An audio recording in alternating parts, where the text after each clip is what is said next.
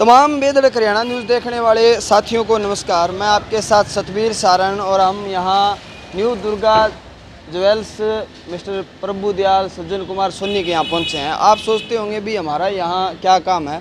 आपको बता दें कि सज्जन सोनी है वो पीली मंदोरी गाँव के हैं और वो जब सामाजिक कोई भी काम हो क्षेत्र में, चौपटा क्षेत्र में, तो वो अगली पंक्ति में खड़े मिलते हैं। आज उनके प्रतिष्ठान पे हम आए हैं, उनसे जानेंगे कि बिजनेस के साथ साथ वो इस तरह की समाज सेवा करते हैं, क्या उनका एजेंडा है और क्या मतलब वो सोचते हैं समाज के बारे में, समाज को क्या कुछ देना चाहते हैं। अब हम उनसे बातचीत भी करेंगे और उनका प्रतिष्ठान है वहाँ पहुँचे। नमस्कार भाई साहब। राम राम जी, सफीर जी। ये हमारे साथ सज्जन सोनी हैं, उनकी टीम है, ये उनका प्रतिष्ठान है। हम यहाँ पहुँचे हैं और उनसे बातचीत करेंगे। सज्जन जी, आज हम आपसे बातचीत करने आए हैं कि अक्सर आप चर्चाओं में रहते हैं, सामाजिक जो भी बात हो। अगर पीछे कोरोना काल की बात करें तो कोरोना काल में आपने डॉक्टर्स की मदद की, आपने ग्रामीणों की मदद की।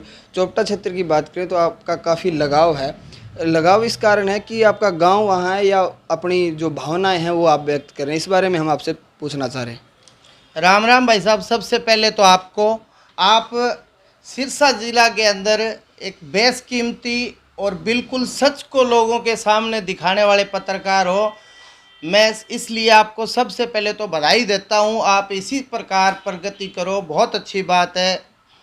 आपने सतवीर जी मेरे से पूछा है सामाजिक कार्यों के लिए। मैं बता देना चाहता हूं कि मेरे आदरणीय मामा जी जो किसी परिचय के मोहताज नहीं हैं, श्री प्रभु दयाल सोनी जी, जो यहाँ पहले जिला परिषद के चेयरमैन भी रह चुके हैं।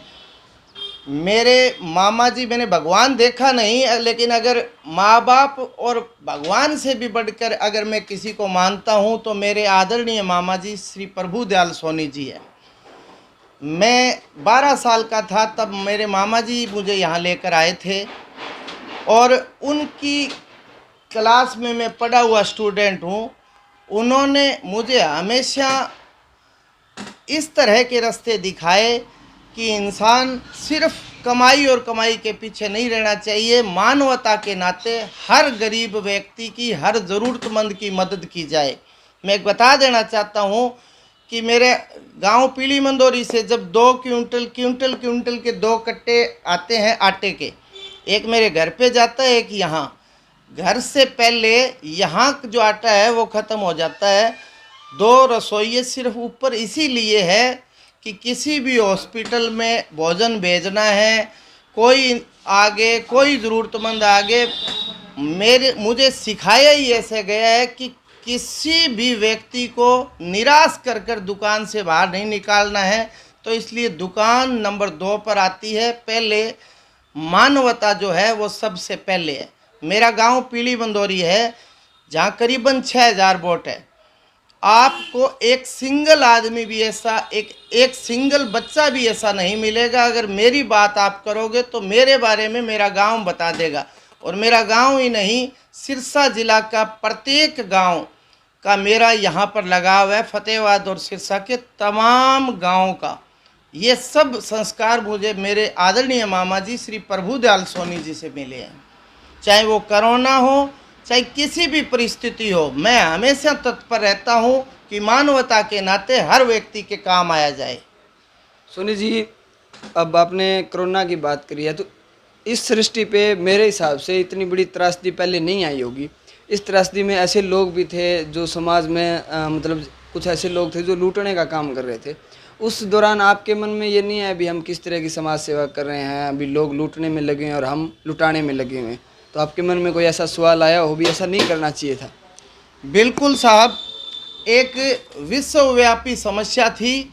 उस समय बहुत लोग ऐसे भी थे जिन्होंने अपना सब कुछ लोगों को दान के रूप में, लोगों की मदद में लगा दिया। और 2% ऐसे नालायक लोग भी थे जो उस समय का फ़ायदा उठा रहे थे। मेरे बताने की आवश्यकता नहीं, मेरे गांव और मेरा इलाका इस बात का सबसे उदाहरण है। और मेरे जो मुलाजिम हैं, जो मेरा स्टाफ है, मैंने उस दौरान एक ही बात कही थी कि आप निश्चित रहो, ये समय बुरा वक्त है, ये हमेशा नहीं रहना। आपके परिवार में जितना भी खर्चा आता है वो टोटली मेरी तरफ से है और 1 रुपया भी आपके नाम नहीं लिखा जाएगा। और ये कहा था कि जितना मर्जी समय ये बुरे वक्त का आ जाए, आपका एक एक खर्चा जो लगता है वो बिल्कुल आपसे दोबारा लिया नहीं जाएगा। मैंने अपने स्टाफ को भी यही बात कही थी। तो अब थोड़ा बिजनेस की बात कर लेते हैं। आपका बिजनेस है और आपका लोगों से लगाव की बात करें तो हर खुशी के मौके में आपसे लगाव लोगों का होता है। अब एक तरफ किसान कौम भी आपसे जुड़ी हुई है, किसान की बात करें तो वो इन्वेस्ट की तरफ भी चल रहा है। आज के अगर हालात इस बात करें तो कहीं ना कहीं चर्चाएं आती हैं कि उनके साथ अगर खरीद करी है, सोना खरीदा है, चांदी खरीदा है, उसमें फ्रॉड हो रहा है। तो लोग किस तरफ जाएं, किस तरह की खरीदारी लोग करें? साहब, मेरा न्यू दुर्गा ज्वेलर्स के नाम से खाई वाली गली के परशुराम चौक पर शोरूम है। मेरे आदरणीय मामा जी श्रीमान प्रभुदयाल सोनी जी ने इस पौधे की शुरुआत 1983 में की थी। उस समय मेरा जन्म हुआ था। मैं आपको बता देना चाहता हूँ, वैसे तो हर दुकानदार बहुत बढ़िया ज्वेलरी बनाता है, इसमें कोई शक नहीं। मैं अगर मेरी तारीफ़ करूं और लोगों की निंदा करूं तो ये सामने वाले को भी अच्छी नहीं लगती और ख़ुद को भी नहीं। लेकिन मैं ये विश्वास ज़रूर दिलाता हूं कि एक बार परशुराम चौक पर सोना खरीदने की नहीं, वैसे ही एक बार परशुराम चौक पर न्यू दुर्गा ज्वेलर्स पर आइए। आपको कहीं भी ऐसा नहीं लगेगा कि सोना खरीदते हैं तब ज्वेलर इतनी बढ़िया बात करते हैं। सोना तो जब हम दिल जीतेंगे तो ऑटोमेटिक हमारे कस्टमर खरीद लेंगे। और भारत सरकार की सबसे ज़्यादा प्योरिटी की ज्वेलरी 22 कैरेट हॉलमार्क की होती है।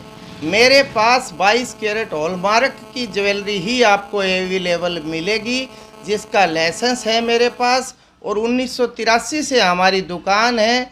अगर आप बच्चे बच्चे को पूछोगे तो ईमानदारी का अगर सबसे बड़ा कोई नाम है तो मैं मेरे मामा जी आदरणीय श्री प्रभुदयाल सोनी जी को मानता हूं और उनकी क्लास का स्टूडेंट हूं। मैं मेरे समाज का प्रधान भी रह चुका हूं। मैं मेरे धर्मशाला ट्रस्ट का भी प्रधान रह चुका हूं।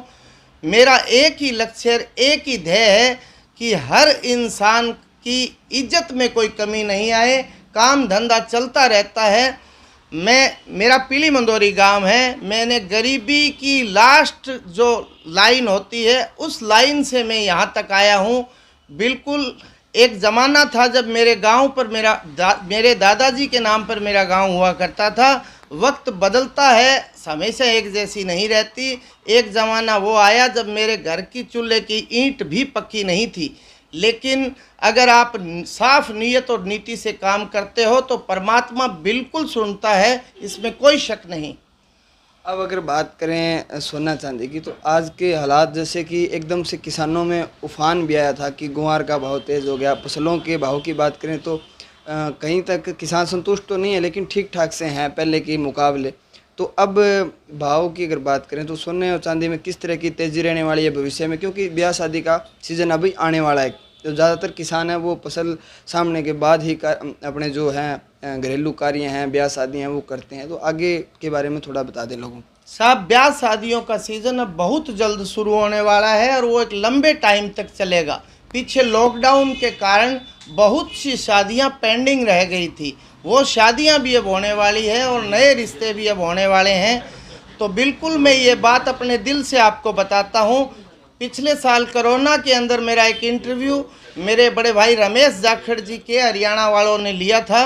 उन्होंने सोने के बारे में पूछा। हालांकि दुकानदार का एक जजमेंट होता है, सथाई तो भाव और भावी का परमात्मा को ही पता होता है, लेकिन मैं अपने काम के तजुर्बे के हिसाब से बता सकता हूँ कि सोने और चांदी में मेरा मानना है कि भारी तेज़ी है, इसमें कोई शक नहीं।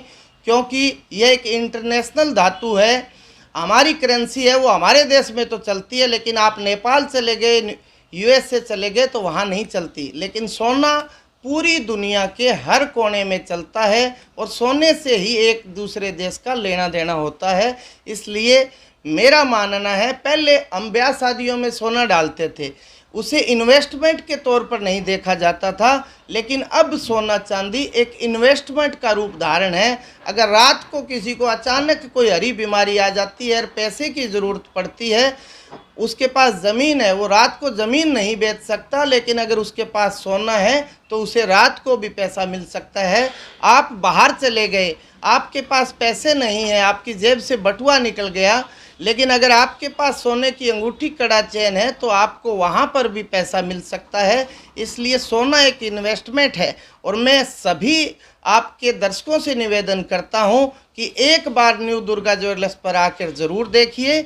अगर आपको 100/100 अगर हमारे नंबर मिले तो आप हमारे ऊपर विश्वास करना। एक बार आपके चैनल के माध्यम से कहना चाहता हूँ कि एक बार न्यू दुर्गा ज्वेलर्स पर हमें ज़रूर मौका दीजिए। सोनार और लखेरा दोनों हमेशा शुभ की सोचते हैं। जब हमारी दुकान पर कोई आता है तो ये मान कर चलो कि घर में पूरी तरह से खुशहाली है। अगर हम डॉक्टर के पास गए तो बीमार होने के बाद जाया जाता है, लेकिन अगर सुनार के पास जाया जाता है तो बिल्कुल घर में खुशहाली है। और सुनार और लखेरा, जब सुनार बच्चा 2 साल का बच्चा होता है उस समय से ये सोचने लगता है कि ये बड़ा होगा, इसकी शादी होगी, इसकी ज्वेलरी हम बनाएंगे। इसलिए हमेशा सुनार और लखेरा को शुभ माना जाता है। लखेरे का काम तभी पड़ता है जब दोनों हाथों में 20-20 चूड़ियाँ होती है, और चूड़ियाँ तभी होती है जब घर में सब कुछ ठीक होता है। इसी प्रकार सुनार भी हमेशा आपके सुख दुख का साथी होता है और हमेशा ये सोचता है कि घर में सभी के घर में खुशहाली रहे। थैंक यू सर, आप हमारे साथ जुड़े।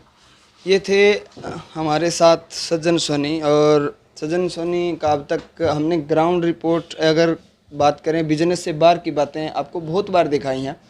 गांव में अक्सर जाते रहते हैं, लोगों से बातचीत करते हैं, एक सामाजिक व्यक्तित्व के धनी हैं, व्यक्तित्व की बात ही सामने निखर कर आती है। लेकिन आज जो बातचीत की है, इसका एजेंडा ये था कि, और बाहर दुकान पर हर कोई लिखता है कि एक बार सेवा का मौका अवश्य दें। हमारे परम मित्र हैं और इनसे मुलाकात करने का ये था कि कोरोना जैसी महामारी गुजरने के दौरान जब महामारी आई तो सज्जन सोनी के दरवाजे खुले थे। और एक चोपटा क्षेत्र, अगर फतेहाबाद जैसे पीली मंदोरी की इन्होंने बात की, वहाँ के अगर यहाँ हॉस्पिटलाइज कोई व्यक्ति है तो उसके पास पहुंचना, उसको खाना देना, ये इनकी एक दिनचर्या है। ये तमाम जानकारियां आपसे साझी कर रहे हैं बेदड़ हरियाणा पे। मैं आपके साथ सतवीर सारण, कैमरा पर्सन जोनी शर्मा के साथ। धन्यवाद।